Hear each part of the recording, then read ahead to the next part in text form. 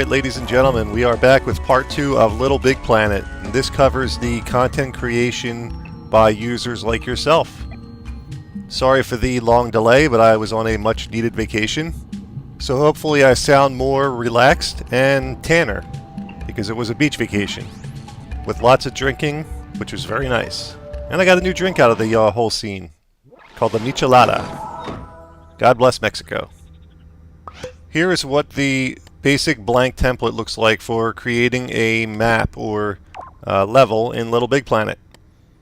It's very bare bones, and there's nothing there, literally.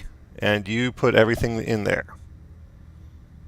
Now, the actual creation of levels in Little Big Planet is pretty involved. I mean, very involved, actually. And thankfully, there's a very thorough tutorial in the game that you have to go through before you actually get to create anything. Now, I'm not going to get into the finer details of how to create interesting things in this game. That's for you to discover when you play the game. And it's very involved. It would take much more than a 10-minute video to explain how to build stuff. But I'm just trying to show you what the sample menus look like for selection of basic materials, shapes, functions, colors. Not really colors. You have to do that with stickers, which is rather complex, actually.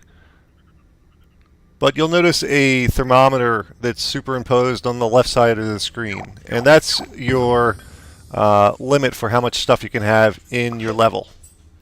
The more complex, larger shapes you have and things going on, the more that thermometer fills up. And after you hit the top of the thermometer, you can't place anything else in the level. So you got to keep it within those constraints. Aside from actually physically building things, you can also put different sound devices in and change camera angles. In this game, playing the player mode, not the creation mode, you can't adjust the camera angle, and that's determined by the camera angle settings that you place in there when you create the level. So you can change the camera angles as you wish. You can add dangerous items, like I just set that piece of cardboard on fire. There's all kinds of things you could do. And as you're building, you can test run and take a run around and see how things are working. And if you want to get back to your fly around mode, you can simply switch back into that mode and not be encumbered by obstacles. Now, I really wish I could get into the details of what makes a good map in this game and how to do it, but it's simply not enough time on a YouTube video to do that. You simply have to explore and try it out yourself. But I'll show you one of my completed maps. It's a rendition of the first few scenes of Pitfall, as seen on the Atari 2600 in television or ColecoVision. And let's give it a go. I'll let the level I built speak for itself, but I tried my best to make a rendition of Pitfall that you can play on Little Big Planet. Now, I'd like to note that while I tried to stay as true as possible to the original Pitfall game, I took a little bit of artistic license. But otherwise, I think it's fairly accurate. So sit back and enjoy, and if you like it and you have Little Big Planet and a PS3, I recommend to look it up and give it a try yourself.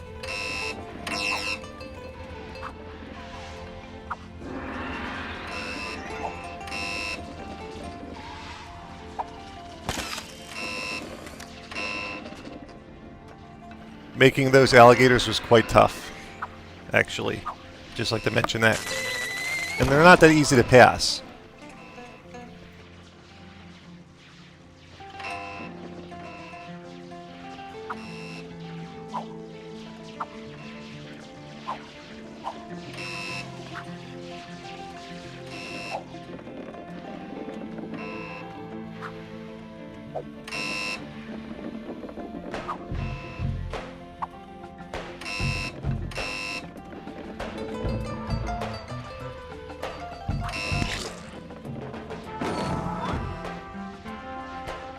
No, and although I didn't really go into the lower levels in this run-through of Little Big Pitfall, the little scorpions you see at the bottom that are electrified, I actually imparted some AI on them, so if you're near them, you're in the proximity of them, they will actually follow you.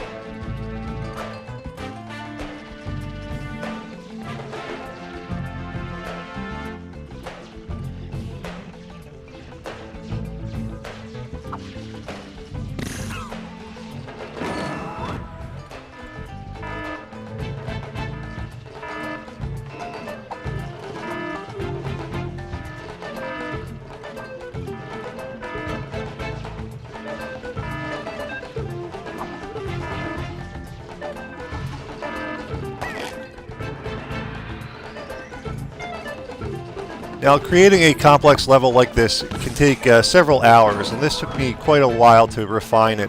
I got the basic idea down and tried a couple of versions of this. And you're looking at actually like probably the 5th version of it. It says version 2.3, but it's like somewhere around the 5th version. The 2nd major overhaul of it, and then like the 3rd minor after that. And we're approaching the end of the level. I added a little area where you can take a picture if you play the level with your face in the behind the wooden sign, and you can save that. One thing I would like to mention is that this game actually utilizes the PlayStation Eye device, that camera device, for the PlayStation 3.